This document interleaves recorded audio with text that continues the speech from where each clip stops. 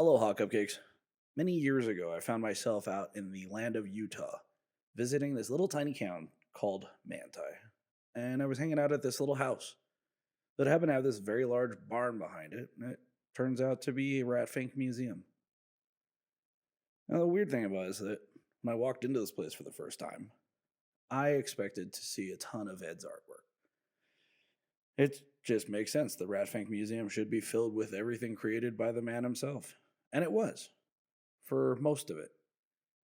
Then I turned around this little corner and there was this display, about 4 feet tall, glass shelves on it, with this sparkly orange square of steel. This semi atrocious looking rat fink with these really horrendous pinstripes on it. And I said, why would such a terrible piece of artwork be in a museum? Then I stared at it a little longer and realized that thing had my signature on it. Oh, the joys of history. I looked again, and I noticed there was some artwork from another friend of mine, and another, and many, many others.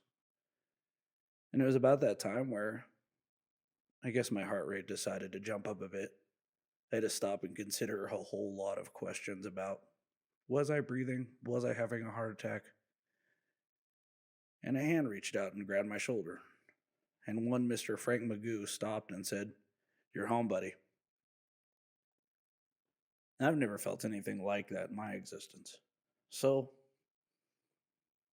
I guess that's why I still paint this little sucker today.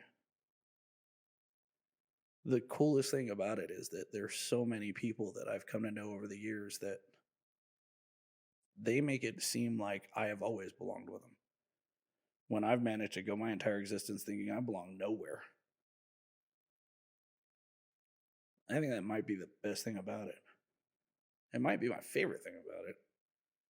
Except for like right there when I paint that line. That one. That is my favorite line of all lines involved in painting a rat fang. And I know it's so silly. The hairs coming out of a freaking wart are my favorite part. The other one is that when I do these blood vessel things here, just because I know how hard it was for everyone else when they started doing these. And I found a way where, yeah, it's still hard for me. I'm not even going to lie to you.